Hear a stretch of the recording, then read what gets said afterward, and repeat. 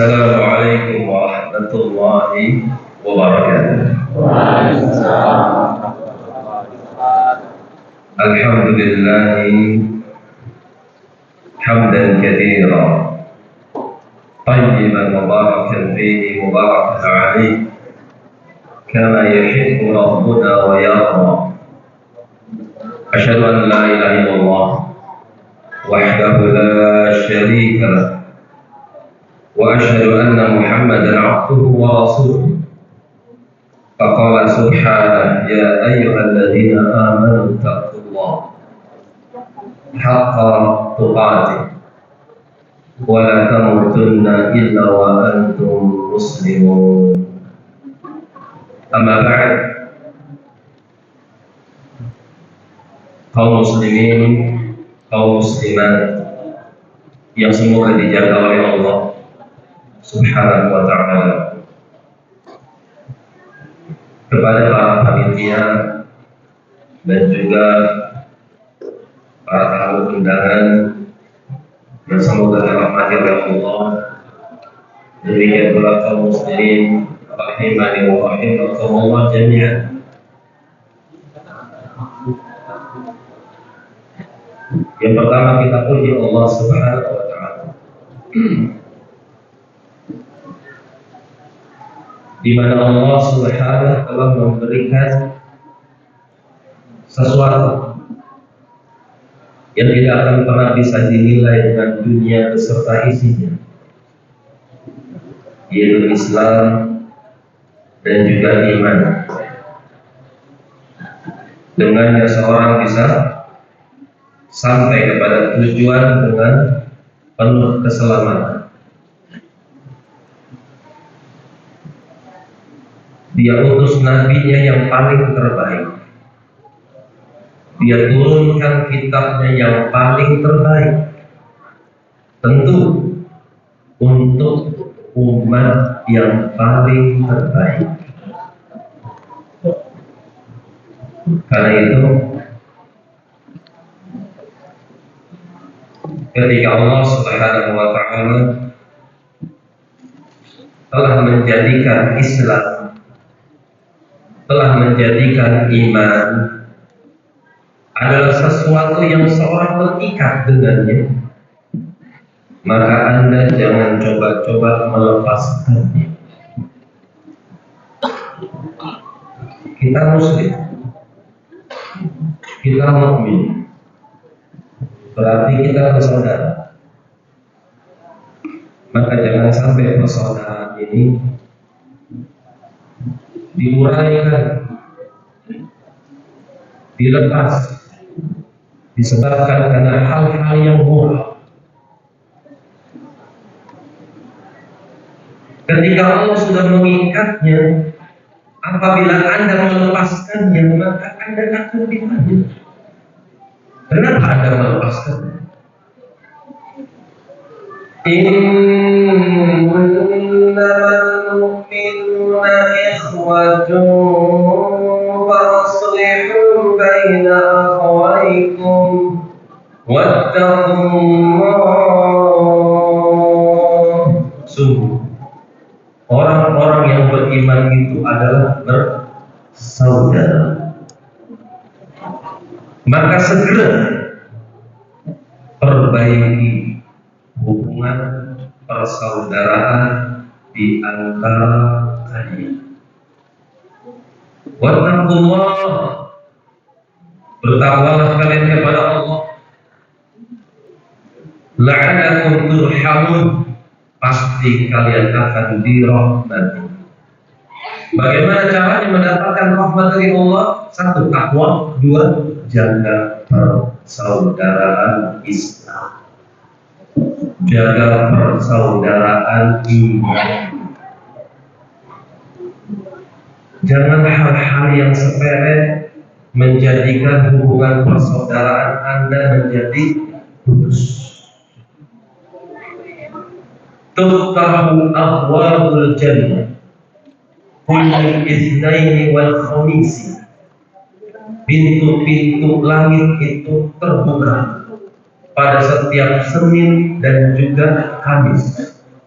fayaghfaru liman la yusyriku billahi syai'an. Pada hari itu juga Allah akan memberikan ampunan untuk hamba yang tidak menyekutukannya dengan sesuatu apapun. Ahlu tauhid, orang-orang yang ikhlas, orang-orang yang mengesahkan Allah di dalam ibadah, mereka akan mendapatkan ampunan pada setiap Senin dan Kamis, kata Nabi. Hadits Abu Hurairah dikeluarkan oleh Imam Muslim dalam sahihnya. Illa rajulan, kecuali ada dua orang, padahal dia orang yang ikhlas, padahal dia orang yang tulus, tidak menyekutukan Allah dengan sesuatu apapun. Dia hanya mempersembahkan seluruh amal perbuatannya hanya untuk Allah Subhanahu wa ta'ala. Tapi sayangnya dia tidak mendapatkan ampunan dari Allah Subhanahu wa ta'ala. Apa sebabnya? Karena bainahuma syahna, karena dia masih terlibat permusuhan dan kebencian. Gara-gara bola ribut, gara-gara pemilu ribut, Anda korbankan ampunan Allah demi mempertahankan ego Anda.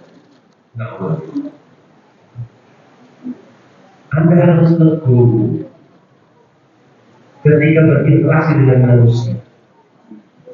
Tapi Ustaz, dia menjengkelkan, ujian dari Allah. Kalau Anda ingin mencari teman yang kosong dari dosa, kosong dari kekurangan, sedikit teman Anda, atau bahkan Anda tidak punya teman. Setiap kita itu keliling. Jangankan saya, Anda, orang yang paling terbaik aja pernah ribut. Abu Bakar dengan Umar. Radhiyallahu ta'ala anhu. Tapi ributnya tidak berkepanjangan. Terjadi cekcok, salah paham. Akhirnya Abu Bakar mengalah. Akhirnya minta maaf sama Umar. Umar ketika itu belum bisa memaafkan Abu Bakar.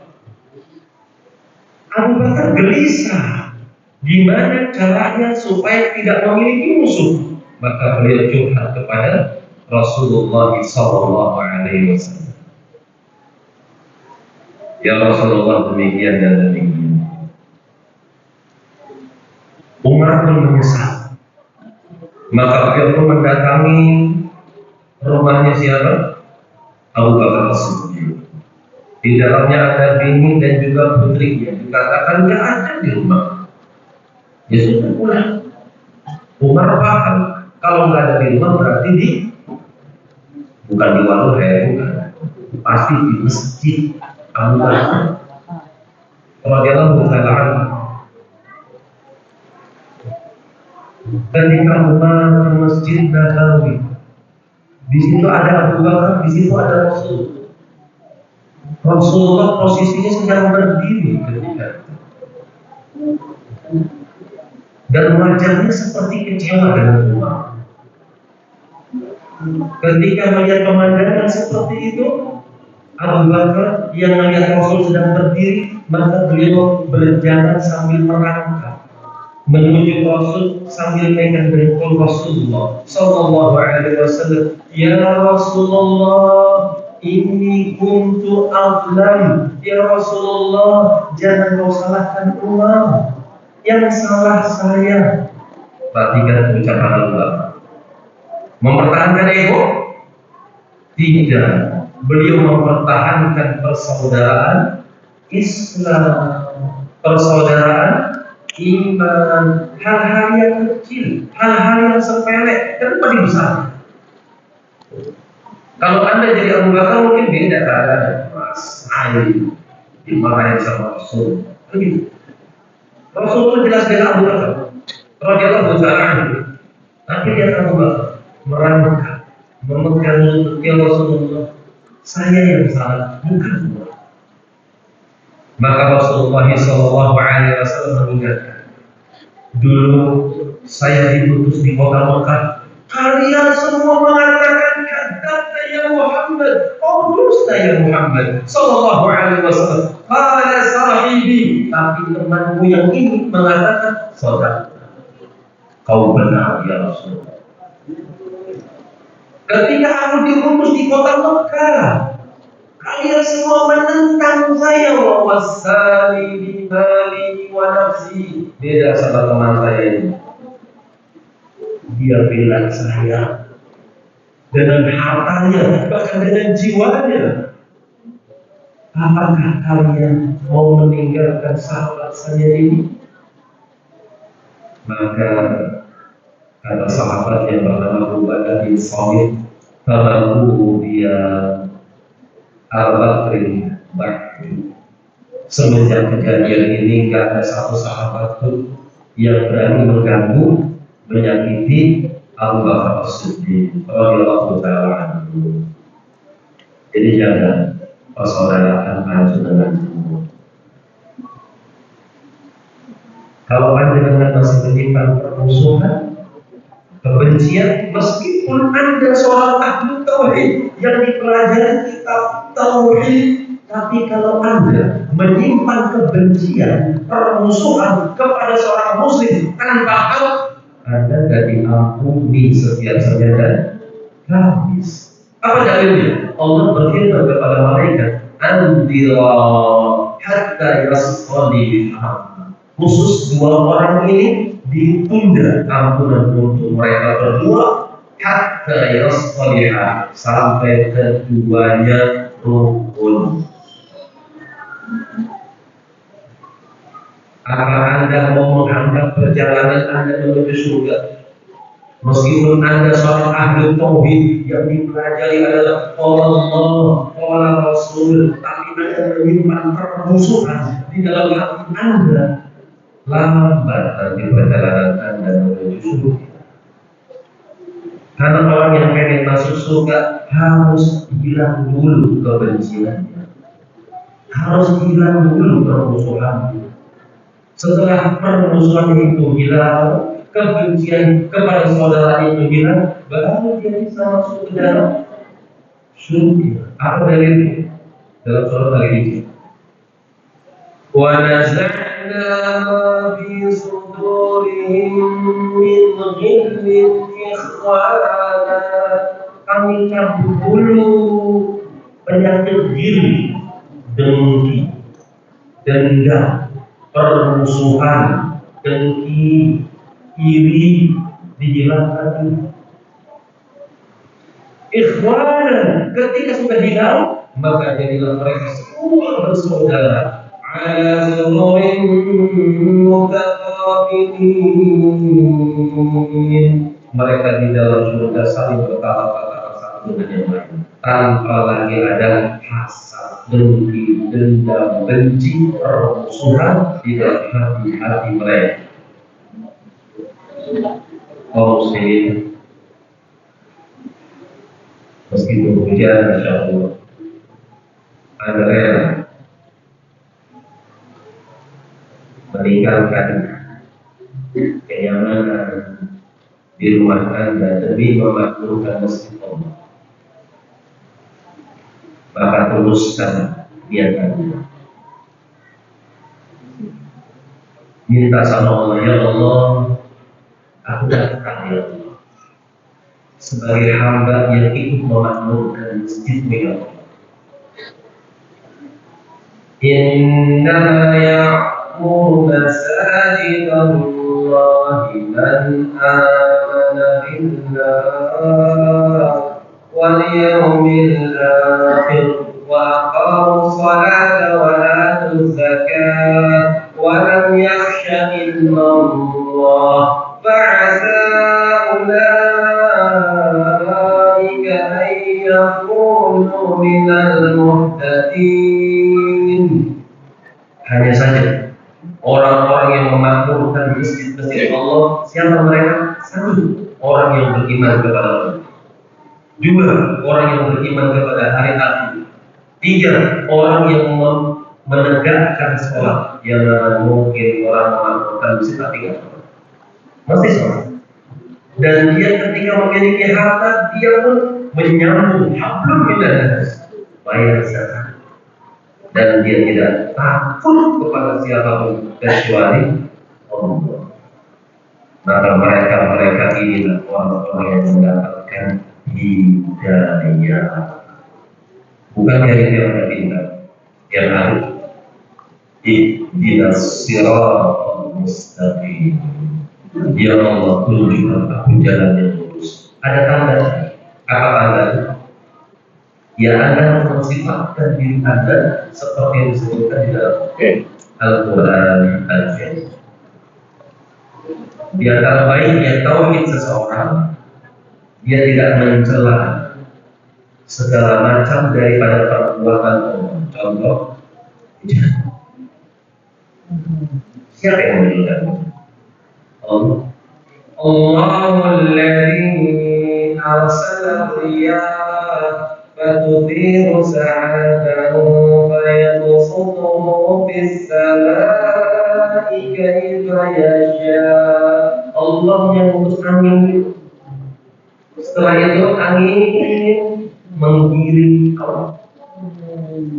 Wa yaj'aluhu kisafan وَيَجْعَلَهُ رُكَبًا فَتُطِيرُ. Kemudian angin yang membawa awan itu menyatukan antara satu awan dengan awan yang lain. فَتَرَى الْوَدْقَ يَخْرُجُ مِنْ خِلَالِهِ. Setelah itu kau akan lihat keluar butir-butir air dari celah-celah awan. Kenapa kok sampai detail kayak gitu? Butir-butir, titik-titik air. Ini rahmat Allah yang kadang kita kurang perhatian.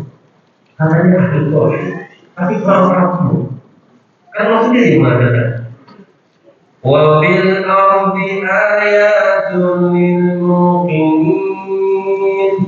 wa fi anfusikum afala tubsirun.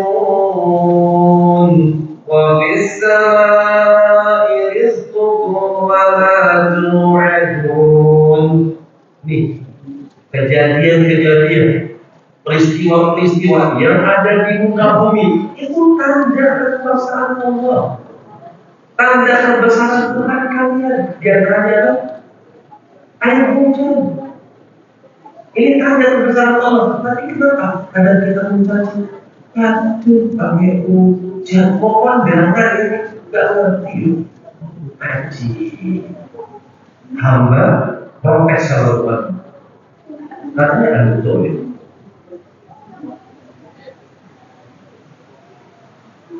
Wa anzalna minas samaa'i ma'an fa askannahu fil ardh. Aku yang menurunkan hujan. Dan aku juga yang menahan air ketika dia diserap oleh tanah. Aku yang menahan. Enggak semua air itu terserap, tapi ada lempengan tanah yang kita injak ini yang fungsinya untuk menahan air. Wa inna 'ala dhahabin bihi laqadirun. Aku sanggup menghilangkan air kalian semua. Tapi kadang kita nggak berpikir kan, Imam Ahmad rahimahullah ketika minum air putih setelah Bismillah 3 kali terbuka memuji Allah, alhamdulillah, langsung ingat firman Allah di akhir doa, langsung ingat firman Allah. Qul a'ra'aytum in asbaha ma'ukum ghawwa faman ya'tikum bima'in ma'in. Habis minum langsung ngaji. Kalau kita kan nggak bikin minum Imam Ahmad minum langsung ingat firman Allah. Qul a'ra'aytum in asbaha ma'ukum ghawwa. Bagaimana pendapat kalian dari manusia? Andai air minum yang kalian minum ini itu hilang tiba-tiba, habis dari atas muka bumi, siapa yang bisa mendatangkan air itu selain Allah? Allah ajak kita berpikir dengan Quran. Tapi karena kita kurang paham. أَفَرَأَيْتُمُ الْمَاءَ الَّذِي تَشْرَبُونَ. Allah ajak kita berpikir. Apakah kalian tidak lihat air minum yang kalian minum dengannya? أَأَنْتُمْ أَنزَلْتُمُوهُ مِنَ الْمُزْنِ. Emangnya kalian yang menurut air hujan itu dari langit? Anak al-Munzilin, atau aku yang menurunkan? لَوْ نَشَاءُ جَعَلْنَاهُ أُجَاجًا فَلَوْلَا تَشْكُرُونَ. Kalau aku pengen air hujan yang akan turunkan dengan rasa yang amat kasih, tapi aku kasihan sama kalian. Anak bersyukur, tapi kita pakai kok nggak bersyukur. Ini tauhid kita itu diuji. Apakah panas? Apakah hujan? Atau apapun kita diuji. Apakah kita mencela perbuatan Tuhan kita? Dan ketika terjadi sesuatu, apakah kita menisbatkan kejadian itu kepada sebab, tapi lupa kepada yang telah menciptakan sebab? Itulah yang sedang kita bahas. Atas kehendak Allah dan kehendak. Ada sisi kesalahan atau tidak, Pak? Di mana letak kesalahan? Dan mensejajarkan Allah dengan makhluk, itu letak kesalahan. Padahal cuma belakang. Apa hukumnya? Syirkul asghar. Mensejajarkan Allah dengan makhluk, bahaya. Kajian yang lalu kan sudah disebutkan. فَتَجْعَلُوا لِلَّهِ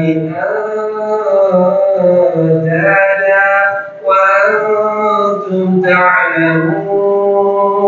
Kalian jangan jadikan tandingan bagi Allah. Karena kalau tidak ada tandingan bagi Allah, kalian sudah baca.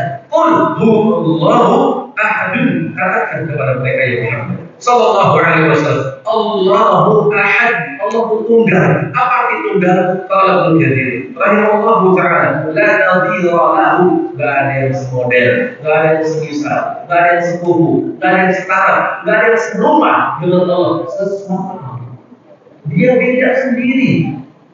Sudah tahu Allah itu beda sendiri, kok bisa-bisanya kamu samakan dengan makhluk? Tentu dia gak ikhlas. Jelas. Rahimahullah jami'an. Banyak pelajaran yang harus kita pelajari supaya kita bisa menjadi hamba Allah yang sempurna keimanannya. Bukan hanya keyakinan kita yang harus bertauhid. Lisan. Allah Subhanahu wa ta'ala berfirman, يَعْرِفُونَ نِعْمَةَ اللَّهِ فَتُنْكِرُونَهَا. Mereka tahu nikmat karunia itu datangnya dari Allah semata, tapi justru mereka mengingkarinya. Seperti apa pengingkaran tersebut? Banyak tafsir. Kita lihat ucapan-ucapan para ulama tentang orang-orang yang sebetulnya tahu nikmat itu berasal dari Allah, tapi ternyata mereka ingkari nikmat tersebut. Di antaranya huwa qaulur rajul, seperti orang yang mengatakan hadza mali warathuhu an abai, ini adalah kekayaan yang aku miliki, yang aku dapati disebabkan karena bapakku kaya. Sebab selalu melihat kepada sebab, menyandarkan sesuatu kepada sebab. Kalau dia yakin itu adalah sebab, jais, boleh. Saya sembuh, alhamdulillah. Kenapa? Minum obat, boleh. Boleh. Kenapa? Sebab. Memang itu sebab yang diizinkan oleh Allah Subhanahu wa ta'ala. Tapi ketika hati itu terlalu bersandar kepada sebab dan melupakan yang telah menciptakan sebab, dia bisa terjatuh kepada kesyirikan asghar. Kenapa kok kajian ini isinya syirik? Mas, kita belajar tauhid, kita pun belajar syirik. Kenapa kita mempelajari syirik? Kita mempelajari ini tauhid, ini syirik, supaya kita bisa memilah dan memilih. Inilah jalan tauhid, jalan ikhlas, inilah jalan syirik. Hati-hati, bukan pulang ngaji kita vonis orang, syirik, musyrik, bukan. Kita dakwahkan ilmu itu pada diri-diri kita. Kalau kita lihat ada satu amalan ini terdapat pada diri saudara kita, belum sampai ini, tugas Anda sampaikan. Dia terima, alhamdulillah, itu yang kita harapkan. Tetangga kita, saudara kita nggak mau menerima, alhamdulillah, tugas Anda selesai. Dakwah itu bukan untuk menjadikan manusia seperti Anda, bukan. Dakwah itu sesuai dengan namanya, seruan. Itu arti dakwah. Da'a yad'u dakwah. Da'a yad'u dakwah. Menyeru. Apa arti menyeru? Yang menyampaikan.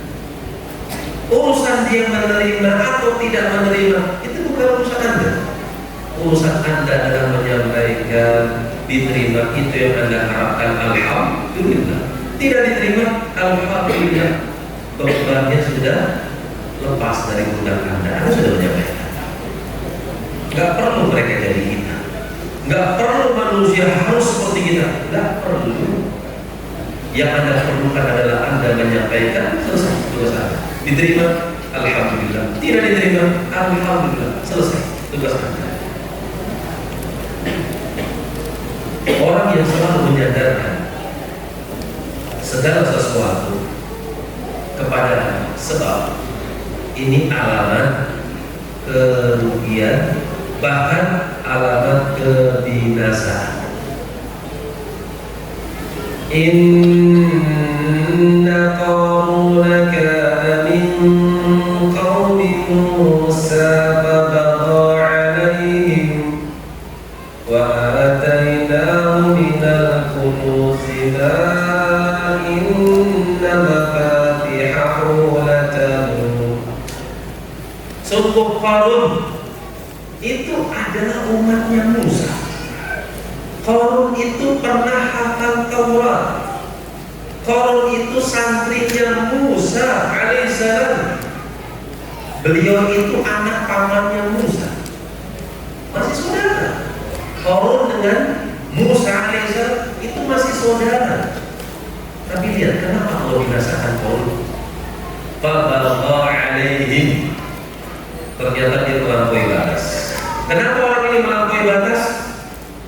Bisa dari fulus, duit. Orang kalau nggak bisa menjaga harta, maka harta itu akan menguasainya. Berapa banyak orang-orang yang ditakdirkan dia ala kadarnya sederhana, ternyata dia bisa istiqomah. Dan sebaliknya berapa banyak orang yang justru diberikan kekayaan menjadikan dia melampaui batas. Kalla innal insana la yatgha aw ra'ahu istaghna. Sungguh benar-benar manusia itu melampaui batas. Kapan manusia itu melampaui batas? Aw ra'ahu istaghna. Ketika dia merasa kaya. Innal insana li rabbihi lakanud wa innahu ala dhalika lasyahid. Sungguh manusia itu betul-betul kepada Tuhannya kanud. Apa arti kanud? Tolak Mujahid wasirhi rahimahullah ta'ala al-kahun. Manusia itu betul-betul menjadi kufur kepada Tuhannya. Wa innahu ala dzalika lasyahid, dan dia mempersaksikan kekufurannya. Tafsir yang kedua, Allah menyaksikan kekufurannya. Kenapa hamba ini kufur? Wa innahu li hubbil khairi lasyadid, disebabkan dia terlalu cinta kepada harta. Karena hati-hati, Islam gak melarang saya. فَإِذَا قُضِيَتِ الصَّلَاةُ فَانتَشِرُوا فِي الْأَرْضِ وَابْتَغُوا مِنْ فَضْلِ اللَّهِ. Kalau selesai sholat Jumat, bubar dari masjid. Disuruh bubar sama Allah. Terus ngapain? وَابْتَغُوا مِنْ فَضْلِ اللَّهِ, dagang, jualan, cari duit. Disuruh cari duit sama Allah. Tapi Jumatan, bubar, keluar dari masjid, duit. Wadkurullaha katsira, dan perbanyak untuk mengingat Allah. Jadi imbang. Orang yang paling afdal dari kalangan umat ini siapa? Abu Bakar As-Siddiq radhiyallahu anhu. Kaya miskin. Orang kaya. Islam gak melarang kaya. Cuma gak banyak orang yang kaya itu bisa membawa diri. Contoh kalau dinasihati, wa ahsin kama ahsanallahu ilaik, wa la tabghil fasada fil ard, innallaha la yuhibbul mufsidin. Qarun, janganlah kau melampaui batas, berbuat baiklah engkau sebagaimana Allah telah berbuat baik kepada dirimu. Sungguh Allah itu tidak suka dengan orang-orang yang suka berbuat kerusakan di muka bumi. Apa kata Allah? Qala innama utituhu ala ilmin indi. Aku dapat kekayaan ini disebabkan karena ilmu yang ada pada diriku. Tuh, menyandarkan kepada siapa? Sebab, ya. Coba dia katakan, aku mendapatkan ini karena Allah. Beda nanti ayatnya. Tapi disebabkan terlalu beratnya dia, terlalu beratnya sandaran dia kepada sebab, akhirnya datanglah petaka. Sombong, lucu, pamer, itu kerjaan Qarun. Saya mendapatkan kekayaan ini disebabkan karena kepandaian saya di dalam menawarkan barang, karena marketing saya handal, karena saya punya detail ini, karena nasib saya ini, karena saya ini dan itu. Selalu sebab yang dijadikan sandaran, dia lupa kepada Tuhannya. Maka siapa yang lupa kepada Tuhannya, dia berhak mendapatkan hukuman. Contoh kecil, kalau ada orang bersin tuanya, ya kamu apa kata Nabi? Idza atasha ahadukum fahamidallah faqulu yarhamullah. Apabila salah seorang di antara kalian bersin kemudian mengucapkan alhamdulillah, doakan yarhamullah, semoga Allah merahmatimu. Apa kata para ulama? Berarti kalau tidak mengucapkan alhamdulillah, jangan didoakan. Kenapa demikian? Hukuman bagi orang yang melupakan Allah. Anda masuk ke dalam WC, keluar dari WC tuanya apa? Ghufranaka. Kenapa? Karena Anda lalai di WC. Anda hanya nyebut nama Allah. Ada orang di WC tidak boleh. Kenapa? Ta'zim, pengagungan terhadap nama Allah Subhanahu wa ta'ala. Karena itu kita tidak dianjurkan untuk berzikir, bertasbih di dalam kamar mandi. Artinya lalai. Untuk menutup kelalaian itu kita ucapkan ghufranaka, ya Allah, aku minta ampunan darimu, supaya kasihan, supaya tidak ada petaka menimpa kita seperti Qarun.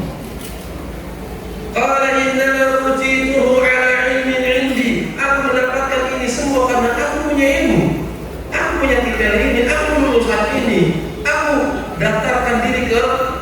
instansi ini, aku mendapatkan ini karena ini dan itu. Selalu sebab dan sebab dan sebab, lupa kepada yang telah menciptakan sebab. Apa hukumannya? فَخَسَفْنَا بِهِ وَبِدَارِهِ الْأَرْضَ فَمَا كَانَ لَهُ مِنْ فِئَةٍ يَنْصُرُونَهُ مِنْ دُونِ اللَّهِ. Akhirnya aku benamkan dia, aku tenggelamkan dia, dan juga hartanya, demikian pula rumahnya. Gak ada satupun bodyguard, gak ada satupun orang-orang yang sanggup memberikan pertolongan kepada siapa? Si Qarun ketika aku sudah menghukum dia. Apa sebabnya? Menyandarkan nikmat kepada sebab. Terlalu besarnya sandaran dia terhadap sebab, lupa kepada yang telah menciptakan sebab. Itulah fungsinya belajar, supaya kita terus dekat dengan Allah. Apapun profesi Anda, apapun status Anda di tengah-tengah masyarakat, apapun keadaan Anda, jangan pernah Anda lalai daripada Tuhan Anda. Itulah fungsinya belajar tauhid. Contoh, ada sebuah hadis yang agak panjang di sini, di mana Nabi Sallallahu Alaihi Wasallam dalam hadis Al-Bukhari demikian pula Muslim, Nabi Sallallahu Alaihi Wasallam menyebutkan bahwasanya ada 3 orang Bani Israel sebelum kalian, di mana orang tersebut yang satu buta, yang satu lepra, yang satu gundul. Maka Allah pun ingin mengutus kepada 3 orang yang bersahabat tersebut. Yang pertama, Allah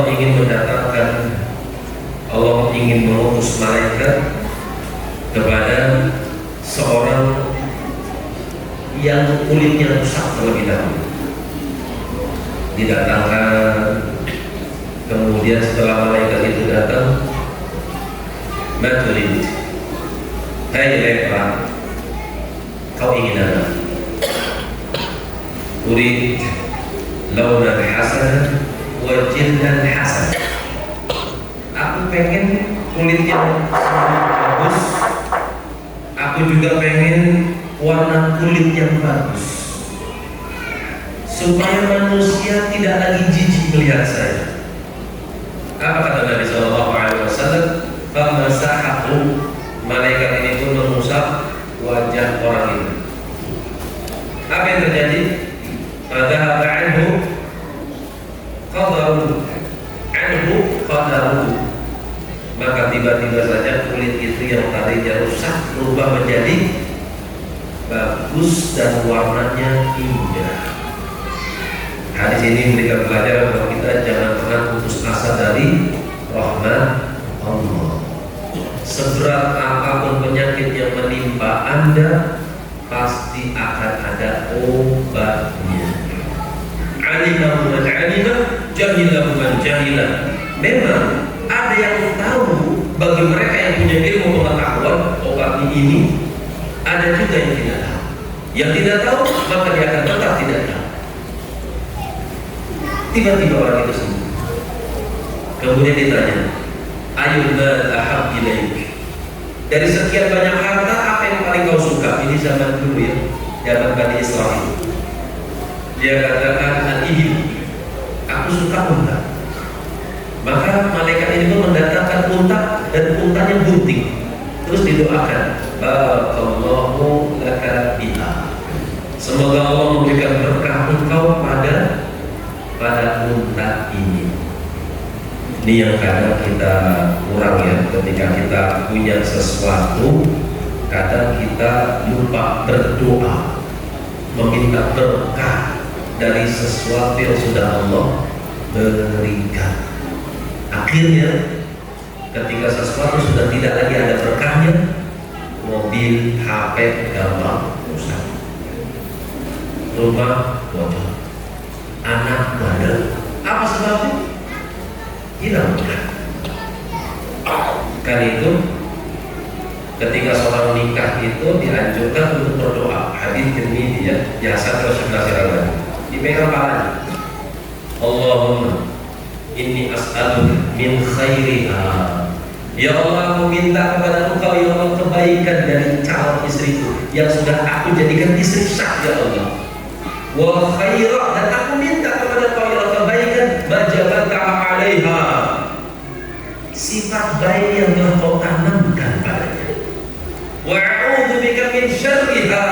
Ya Allah, aku minta perlindungan kepada Engkau ya Allah dari kejelekan istri yang baru aku sahkan ini ya Allah. Wa a'udzu bika min syarri ma jabaltaha 'alaiha, dan aku minta perlindungan kepada Engkau ya Allah dari perilaku buruk yang telah Kau jadikan ada pada tabiatnya.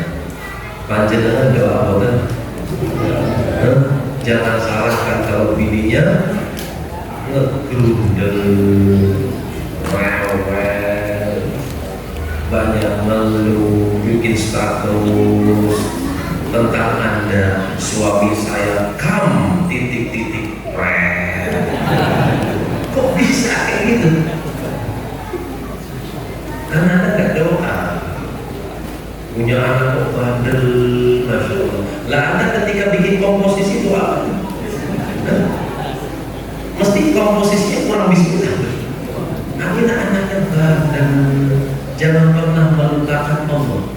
Baca bismillah. Kenapa? Di akhir surat Ar-Rahman Allah berfirman, Tabarakasmu rabbika bil jalali wal ikram. Nama Allah, nama Tuhan ya Muhammad sallallahu alaihi wasallam, tabaraka, penuh dengan berkah. Dialah Allah yang memiliki keagungan dan kemuliaan. Jadi jangan bakhil untuk mengucapkan bismillah. Lihat malaikat ini didoakan berkah. Datang kepada yang kumpul dikasih rambut, datang kepada yang buta diusap matanya dengan izin Allah sembuh. Akhirnya yang punya unta ini kaya, hartanya satu. Yang tadi gundul dikasih sapi bunting, sapinya sekarang beranak pinak dan menjadi satu lembar. Ada pun yang buta, dia sederhana, dia minta kambing aja, dikasih kambing bunting. Didoakan sama malaikat, akhirnya kambingnya beranak pinak sampai satu lembar. Kaya semua tuh. Awalnya penyakitan dan miskin.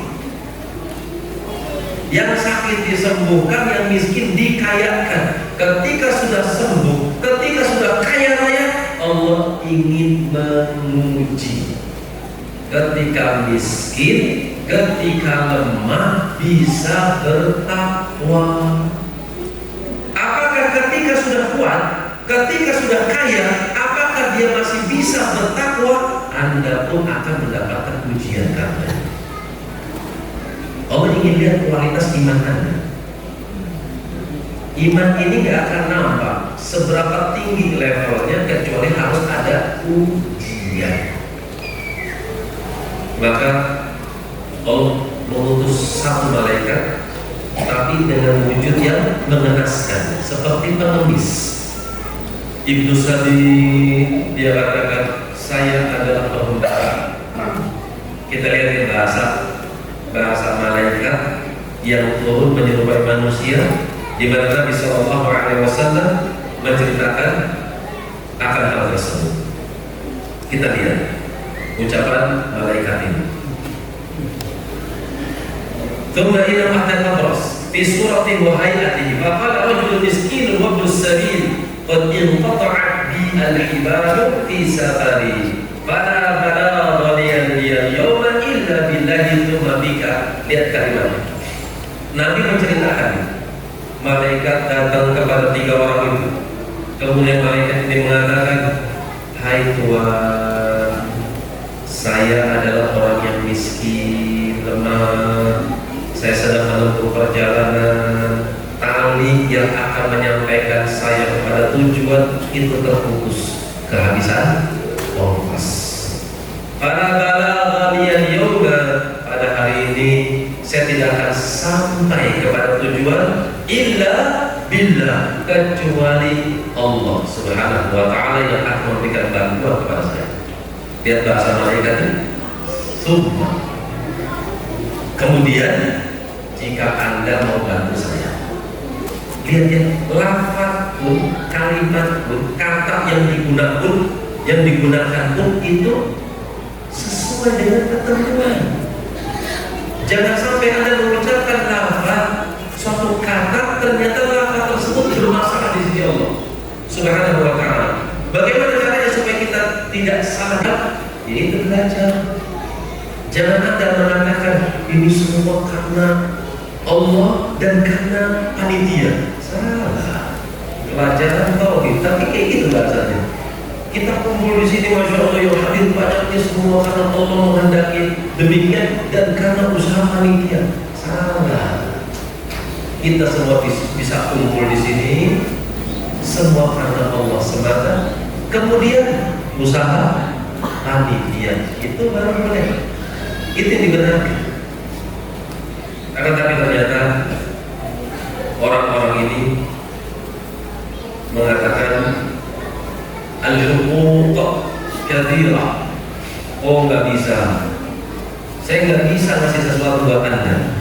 Hak-hak yang harus saya tunaikan itu bukan untuk Anda saja, banyak yang butuh bantuan saya. Maaf, saya nggak bisa bantu. Nanti sih kita ambil pelajaran. Lihat kata malaikat ini, kami a'rifuka, sepertinya aku mengenal engkau. Alam takul amras yaqtuluka an-nas faqirun, sepertinya aku kenal engkau deh. Bukankah engkau dulu si lepa yang kulitnya rusak, kemudian Allah sembuhkan kamu? Kau juga fakir, miskin, manusia jijik sama engkau. Apa kata orang ini? Inna mawaratu hadzal mala kabirun 'an kabirin. Oh tidak, aku mendapatkan harta ini karena warisan dari orang besar, yang tentu untuk orang yang besar juga. Di sini kita mendapatkan pelajaran apa? Sebab kehancuran seorang hamba. Satu, bakhil. Harta satu lembar dipinta satu, dikasih nggak? Nggak dikasih. Dua, apa? Dusta. Di mana letak dustanya? Oh tidak, aku dapatkan harta ini disebabkan karena apa? Warisan orang besar untuk orang besar. Dusta. Yang ketiga apa? Menyandarkan nikmat kepada saudara. Ini merupakan tiga lambang petaka pada harta seorang hamba. Karena di akhir hadis apa yang terjadi? Orang ini dijadikan kembali berpenyakit dan dijadikan harta yang banyak untuk berobat dan ternyata habis dan tidak menyembuhkan penyakitnya, kembali menjadi penyakitan dan fakir. Apa sebabnya? Bakhil, dusta, dan menyandarkan nikmat semata kepada sebab lupa dari Allah Subhanahu wa taala. Sebelum saya lanjut, di sini ada hadiah ya, di putri 3, di putra juga 3. Putra dulu. Saya mau tanya, apa sebab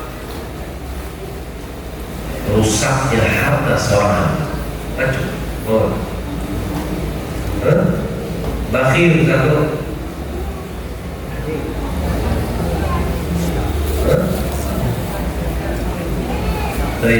Lupa terhadap Allah dan besarnya sandaran dia pada sebab apa? Dusta. Yang ketiga, bohong. Ini jangan bohong ya Pak, kasih tahu istrinya hadiah. Nanti saya belanja, ingat kamu, ingat kamu. Mau kasih hadiah. Baik. Pertanyaan kedua,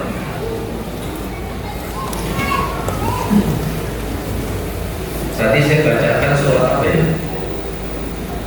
Yang ulamanya ini ketika minum dia langsung teringat firman Allah. Qul ara'aytum in asbaha ma'ukum ghawra fama ya'tikum bima'in ma'in. Imam enggak suratnya itu Imam Ahmad itu. Surat Al-Mulk saja. Surat Al-Mulk.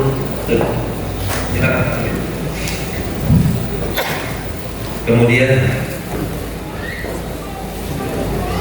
tadi juga saya bacakan, saya sebutkan juga ayatnya. Afara'aytumul ma'a alladhi tashrabun a'antum anzaltumuhu minal muzni am nahnul munzilun law nasha'u ja'alnahu ujajan falawla tashkurun. Surat apa itu? Al-Waqi'ah. Buat ibu-ibu, tadi saya nyebutin ayat dalam surat Al-Qasas. Saya sebutkan tadi bahwasanya Nabi Musa itu punya santri.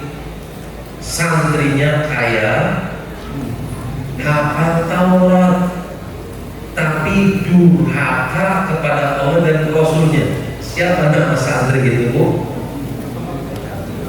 Gampang. Oh, baik, betul. Bukan suami ibu ya, bukan ya? Oh, baik, pertanyaan yang kedua, Bu. Buat ibu-ibu. Tadi saya menyebutkan ayat wa fil ardi ayatul lil muqinin wa fi anfusikum afala tubsirun wa fis samaa'i rizqukum wa ma tu'adun. Itu surat apa, Bu?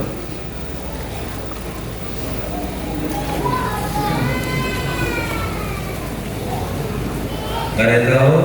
Enggak. Saya ganti pertanyaan kalau nggak tahu. Sepakat ganti? Enggak usah. Gimana? Al-Qasas. Al-Qasas. Jangan ngarang, Bu. Ini pelajaran tauhid bukan bahasa Indonesia. Jadi nggak ada ngarang-ngarang. Baik, saya ganti, Bu. Tadi saya menyebutkan hadis Abu Hurairah dikeluarkan oleh Imam Muslim rahimahullah taala bahwasanya ada dari pintu-pintu langit yang terbuka pada hari apa aja, Bu?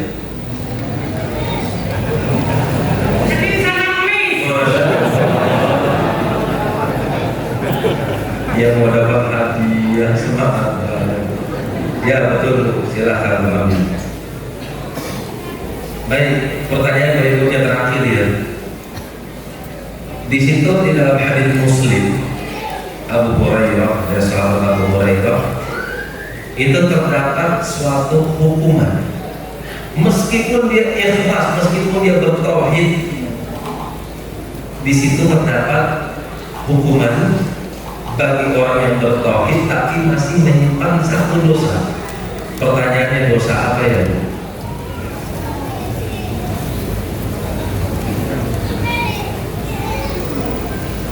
Silakan. Kebencian dan permusuhan. Kebencian dan permusuhan. Masya Allah. Betul, Bu ya.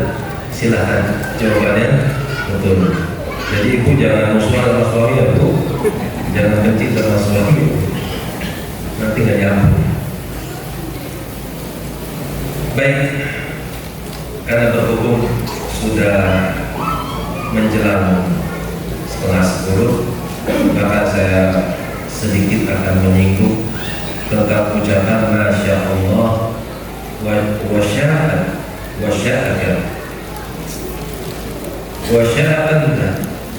Sebetulnya hadis ini atau tema yang kita baca ini adalah di mana seorang sahabat yang bernama Abu Tufail, ini saudaranya Aisyah radhiyallahu taala anha, itu bermimpi. Mimpinya didatangi sama orang Yahudi. Mimpinya melewati orang-orang Nasrani. Kemudian saling berdialog. Hai orang Yahudi, kalian itu tidak menjadi mulia disebabkan ada Taurat tapi ternyata kalian mengatakan Uzair adalah anaknya Allah. Uzair itu adalah Bani Israel, di mana Allah menghilangkan Taurat dari dada-dada Bani Israel. Kemudian muncul orang yang saleh namanya Uzair, di mana Uzair ini dalam waktu semalam dia bisa menghafal Taurat yang sudah hilang. Wali daripada wali Allah. Sebagian para ulama mengatakan dia adalah nabi dari Nabi Allah. Keesokan harinya dia bisa mengutarakan membaca Taurat sesuai dengan transkripnya dari A sampai Z, harfun biharfin. Maka mereka mengatakan tidak ada yang bisa menghafal kalam Allah kecuali dia adalah anaknya Allah. Ini sebagian Yahudi. Akhirnya mereka mengatakan Uzairullah, Uzair anaknya Allah. Terus orang Yahudi menimbang, kalian juga Muslim, kalian tidak akan menjadi mulia karena kalian mengucapkan Masya Allah wa syi'ta. Semua terjadi karena Allah dan karena engkau. Maka Abu Tufel diam. Terus melewati orang Nasrani. Terjadi diam. Kalian itu sebetulnya mulia, punya nabi, punya kitab, tapi kalian tidak menjadi mulia disebabkan karena kalian mengatakan Isa binullah, Isa itu anaknya Allah. Di dalam mimpinya Tufail itu orang Nasrani membalas, antum lastum bisyai, kalian juga Muslim, kalian tidak menjadi mulia disebabkan karena ada di antara kalian yang mengucapkan Masya Allah wa syi'ta. Semua terjadi karena kehendak Allah dan kehendak kamu. Bangunlah Tufail, kaget beliau. Ketika kaget, maka beliau pun cerita kepada Aisyah, cerita kepada teman-temannya, sampai pada akhirnya berita itu sampai kepada Rasulullah SAW. Maka Rasulullah SAW pun langsung segera meralat, langsung segera meluruskan apa yang telah beredar di tengah manusia. Ternyata ada di antara kaum muslimin yang masih menggunakan kata itu. Maka Nabi langsung berkhutbah, langsung mengucapkan Masya Allahu wahdahu. Hendaknya kalian ketika mengucapkan semua ini terjadi karena Allah, tambahkan semata. Jadi semua ini terjadi karena Allah dan jangan kalian tambah lafaz selain itu. Semua ini terjadi karena Allah, bukan karena siapa-siapa. Kalau memang ada sebab, katakan summa. Kemudian ini adalah hasil usahamu. Karena kalau waw dan dengan thumma kemudian itu ada bedanya menurut bahasa Arab. Kalau dan itu beriringan. Jalan Muhammad wa Ali, Muhammad dan Ali jalan, Muhammad dan Ali datang sejajar. Tapi kalau thumma itu ada tahapannya, ada jenjangnya. Jalan Ali, Ali datang. Thumma Muhammad. Kemudian setelah itu Muhammad, kan beda. Allah tidak disejajarkan. Kapan seorang mensejajarkan Allah dengan sesuatu, itulah kesyirikan. Contoh, wa minan nasi man yattakhidhu min dunillahi awliya. Atau ayat yang lain, wa minan nasi man yattakhidhu min dunillahi andada yuhibbunahum kahubbillah. Di antara mereka manusia ada yang menjadikan tandingan untuk Allah. Mereka bikin arca, setelah jadi arcanya mereka perlakukan arca itu seperti mereka memperlakukan Allah. Mereka cinta kepada arca seperti mereka cinta kepada Allah. Apa kata Allah? Musyrik. Cintanya disamakan. Kalau cinta kepada arca sama, nilai kecintaannya kepada Allah itu sudah dianggap dengan syirik. Lantas bagaimana dengan orang yang cinta dunia lebih besar daripada cintanya kepada Allah? Sejajarnya nggak boleh. Lantas bagaimana kalau porsi cinta seorang hamba kepada dunia itu lebih besar daripada kecintaannya kepada Allah? Dan terus bagaimana pula dengan orang yang cinta kepada dunia dan sama sekali nggak cinta sama Allah? Tentu lebih dahsyat lagi. Karena itu jamaah rahimani wa rahimahullah jami'an, di depan kita ada Ramadan. Maka sambutlah bulan Ramadan dengan apa? Cinta. Jangan berendam. Waduh, lapar, haus, gimana nih? Bisa mancing aja, mancing kalian. Kenapa aku mancing? Melatih kesabaran. Oh, betul, nggak salah. Melatih kesabaran istri aku. Iya, ditinggalin. Sambut. Lihat ya para ulama atau bahkan para nabi. Para nabi itu ketika beribadah kepada Allah pasti dibangun karena cinta. Innahum kanu yusari'una fil khairati wa yad'unana. Mereka para nabi-nabi kami adalah orang-orang yang bersegera untuk melakukan kebaikan demi kebaikan. Terus seperti apa ibadah mereka?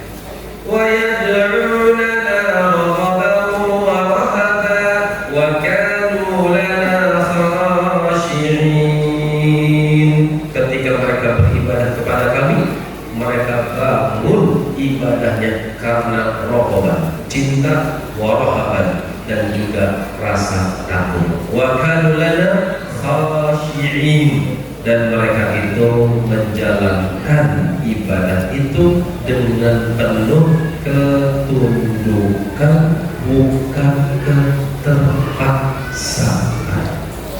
Kenapa puasa?